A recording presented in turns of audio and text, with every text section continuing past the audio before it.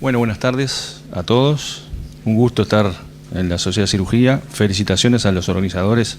Realmente el poder de convocatoria que van teniendo estos eventos de seguridad nos hacen perder la capacidad de asombro, porque realmente en los últimos tiempos cada vez son más los profesionales que se interesan por la seguridad del paciente. Ya se lleva, hablábamos hoy con Gustavo, casi 20 años del trabajo de Errores Humanos en el año 99, que creo que fue el punto de inflexión en el mundo para empezar a hablar de este tema. En Uruguay las cosas son un poquito más lentas, pero de todas maneras creo que vamos avanzando en ese tema. Nos toca hablar hoy de una de las tantas herramientas vinculadas a la seguridad, como son las listas de comprobación. Una herramienta muy sencilla, pero sin embargo que ustedes sabrán y lo corroborarán en cada uno de sus lugares de trabajo, ha sido de muy difícil implementación con el objeto de cambiar esa cultura de seguridad en este aspecto. Hablar de seguridad siempre traemos a colación aspectos de la aviación, porque la aviación ha aportado mucho a la seguridad de la medicina. Y ustedes habrán escuchado muchas anécdotas al respecto, pero creo que esta particularmente es un hecho muy importante, porque fue en realidad el disparador para crear las listas de verificación.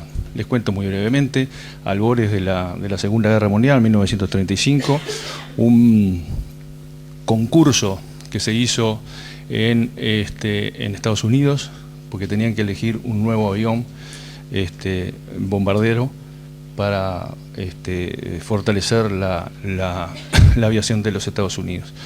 Competían 3 grandes empresas, entre ellas la empresa Boeing, y ya se sabía de antemano que el ganador iba a ser este modelo de avión, porque ya había demostrado en pruebas anteriores que era realmente muy eficaz. No obstante ello, se convocó a uno de los pilotos más importantes que había en el momento, con mayor experiencia, que es el señor que está allí, Hill, y se procedió a hacer la prueba.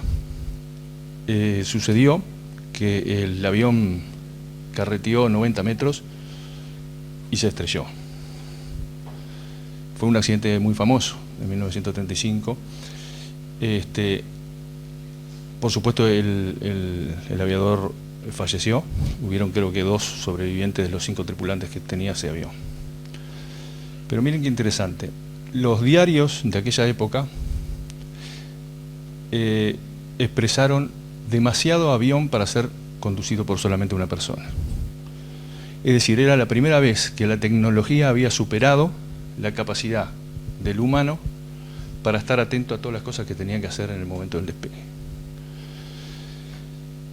Evidentemente los aviones siguieron evolucionando, pero lo más interesante de todo es que es tan interesante lo que hicieron como lo que no hicieron. No buscaron un piloto con mayor experiencia. Sin embargo, analizando el accidente, se dieron cuenta de que el piloto lo único que había errado y fallado fue mover una palanca de desbloqueo en el momento de despegar. Solamente ese paso. Y no era por desconocimiento, estábamos hablando de un piloto de mucha experiencia. Es decir, entonces, que a punto de partir de ahí se les ocurrió que quizás había que tener una lista de verificación, una lista de comprobación con cosas absolutamente obvias y elementales, de perogrullo. ¿Por qué? Y después lo vamos a analizar.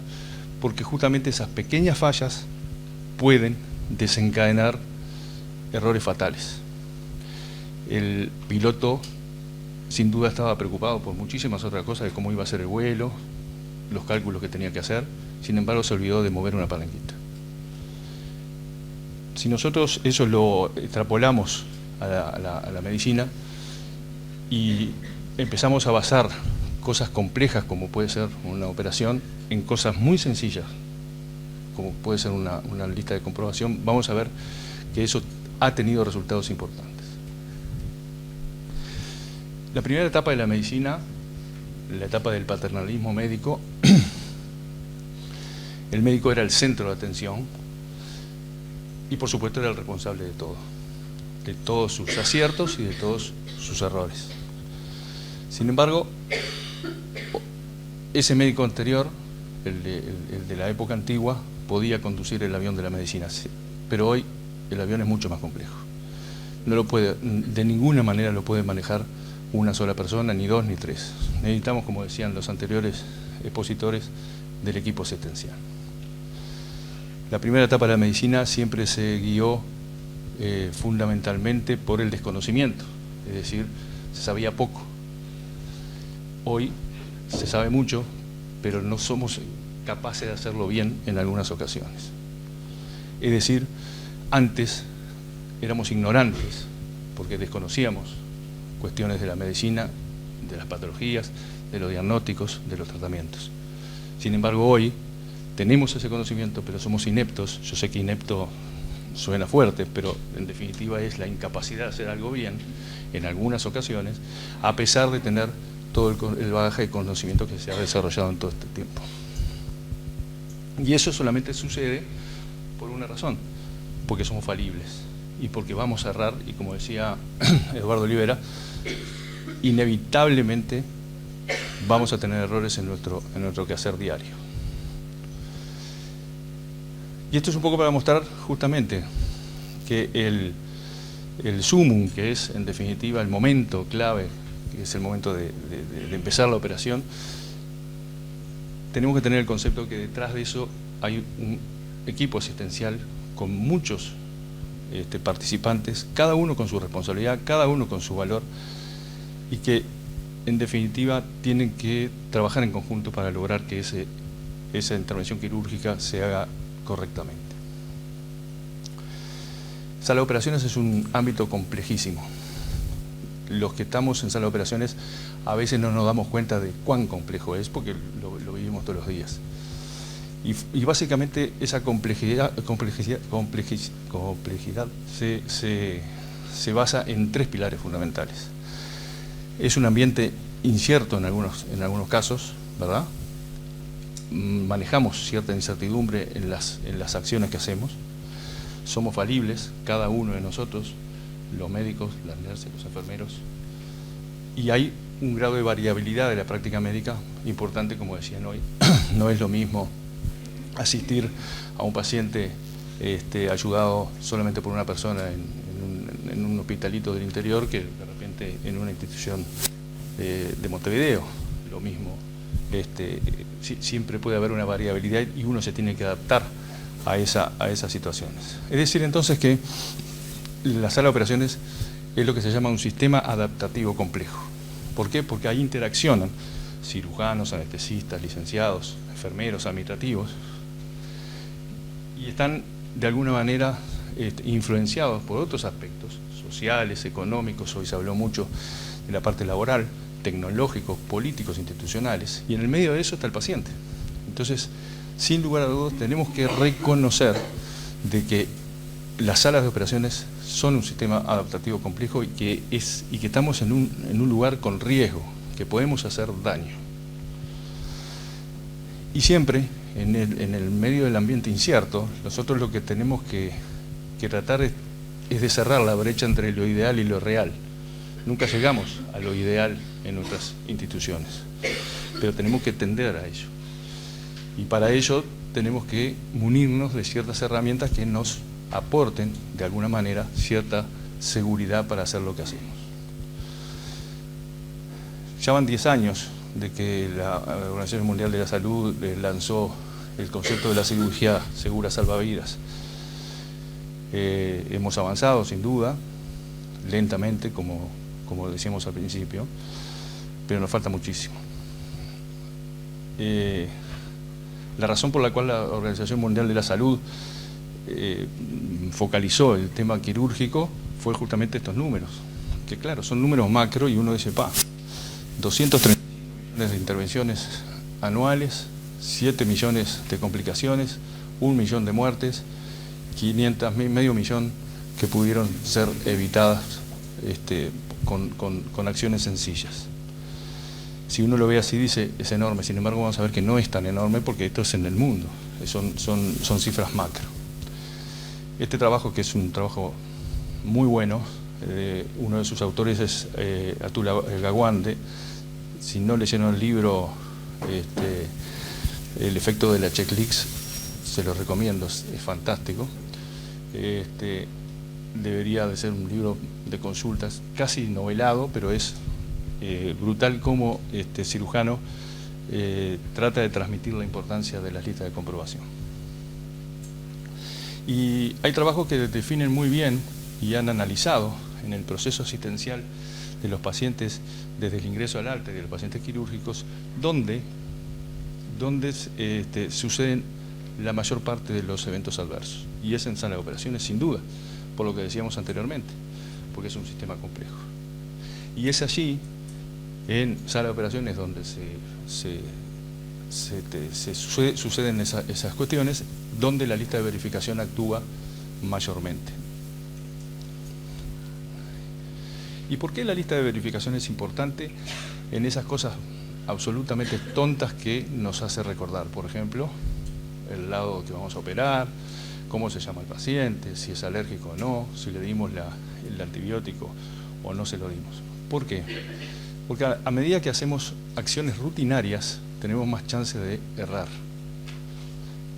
¿Por qué? Porque bajamos el umbral de atención. Es mucho más factible, ¿verdad?, que erremos en preguntarle al lado al paciente que en hacer la sutura vascular o abrir el cráneo. Y eso está más que demostrado en varios trabajos.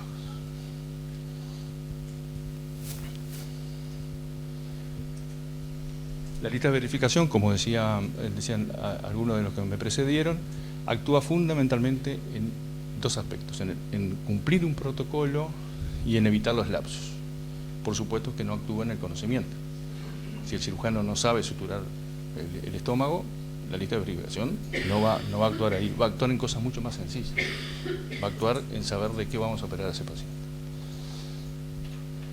Esas verdades son las que en definitiva ayudan, son una barrera para que el proceso asistencial se cumpla con un mínimo margen de error, o por lo menos que ayude a esa eventualidad.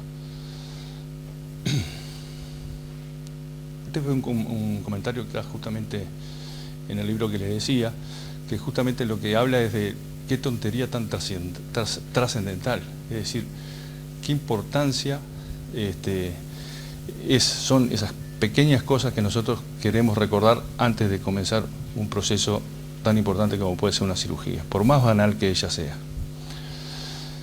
Hay muchos trabajos que han analizado luego de instaurar las listas de verificaciones en los centros asistenciales y generalmente llegan todos a la misma conclusión.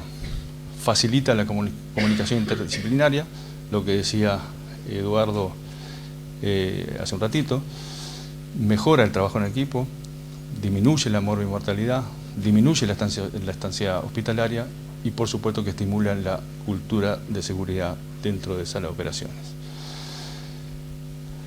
La experiencia nacional, la única conocida, es esta, seguramente todos la conocen. Se hizo un análisis de 16.570 pacientes, un 60% aproximadamente de la población objetivo.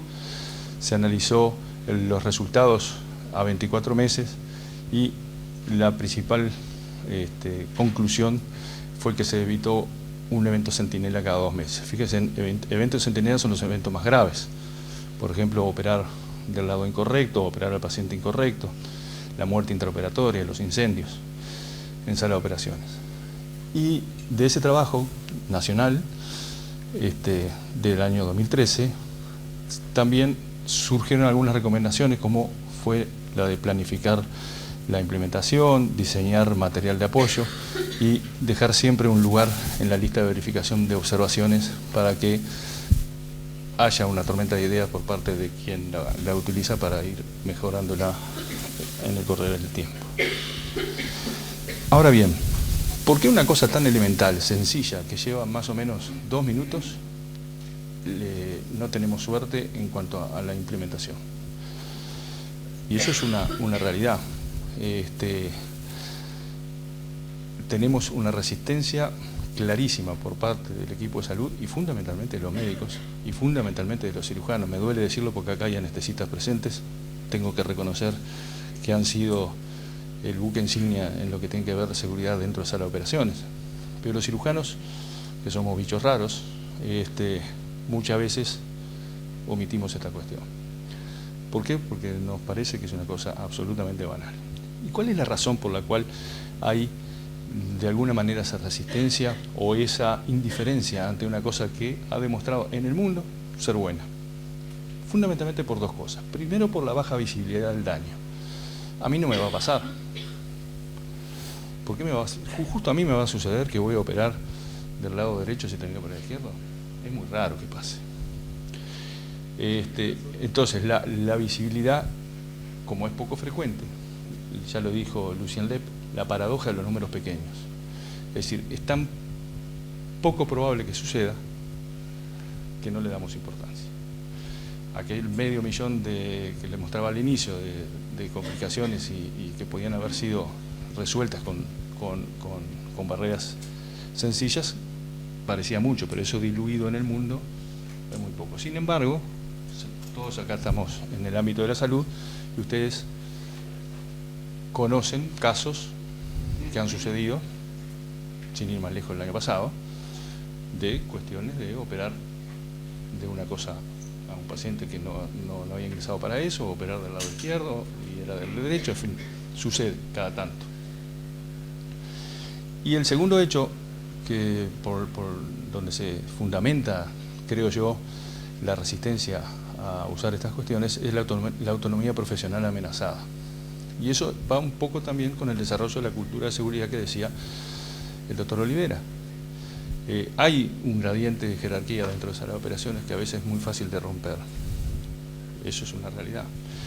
Y generalmente, desde los estándares más altos, es cuando hay cierta resistencia. Yo voy, el cirujano, la enfermera viene y dice, doctor, le preguntó si era alérgico. Entonces ahí hay un conflicto, hay colegas que no lo toleran, y eso también tiene su historia, porque las escuelas de medicina están cambiando, pero cuando nosotros estudiamos medicina nos enseñaron a ser perfectos, no podíamos errar, no podíamos, pobre de nosotros que tuviéramos un error y poco a poco nos echaban del servicio. Sin embargo, las escuelas ahora están cambiando y se está yendo hacia el concepto de equipo multidisciplinario, donde sin duda alguna nadie pretende decir que todos tienen la misma responsabilidad, ¿no?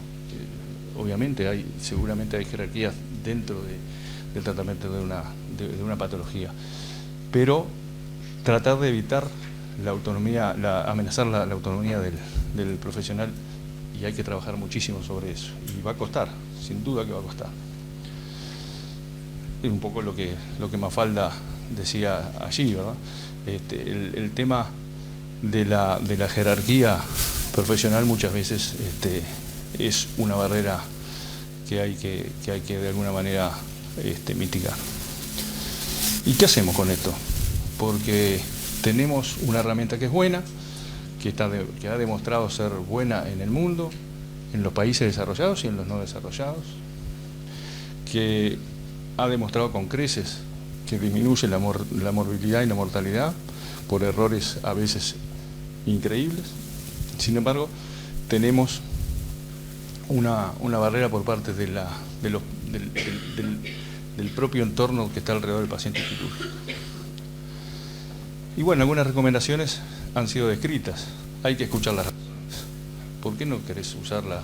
Hay que llamar a la persona que se niega. ¿Cuál es la razón? Capaz que tiene alguna razón que nos puede ayudar a mejorar esta cuestión. Tener una charla de café con el individuo, lograr una convocatoria en reuniones informativas, eso es importante. Esto de hoy es fantástico, ¿verdad? las convocatorias de estas reuniones de seguridad, creo que abordando estos temas ayudan y mucho a la divulgación.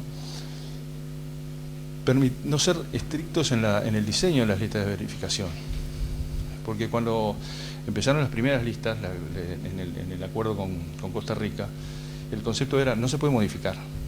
¿Cómo que no se puede modificar? No es lo mismo Costa Rica que Uruguay, no es lo mismo la Española que el Hospital Maciel. Podemos tener ciertos desvíos en cuanto a cómo es el entorno, qué es lo que estamos haciendo en cada uno de esos lugares. Y lo más importante es evitar la imposición. Es el camino más largo, pero si lo imponemos, si decimos a partir de mañana el que no hace esto está suspendido, es el fin de esta cuestión. No vamos a lograr avances. Hay que tratar de convencer de alguna manera a los integrantes del equipo de salud el uso de estas listas de comprobación. En lo personal, en el hospital policial estamos relanzando, por decirlo, la lista de verificación. Llevamos 20 días con la licenciada Robaina, que anda por ahí. Y realmente, el otro día, hablando con la NER de sala de operaciones, me decía, hay un 70%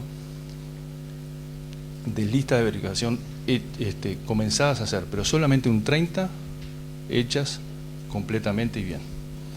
Es decir, que empezamos y sabemos que tenemos un camino importante por hacer, pero nos hemos marcado ese objetivo. Vamos a ver si lo logramos. En seguridad de pacientes necesitamos líderes locales, en este caso sala de operaciones. Si el cirujano, si la NER de sala de operaciones, si el instrumentista no está convencido de esto, esto no va a funcionar. Tenemos que empezar a convencer a ciertas piezas fundamentales dentro de sala de operaciones y que esas mismas desparramen su concepto al resto de los compañeros. Eso es de fundamental importancia. ¿Es la panacea? No, definitivamente no. Sería una mentira decirles a ustedes que con la lista de verificación no vamos a tener más errores en sala de operaciones, vamos a seguir teniendo.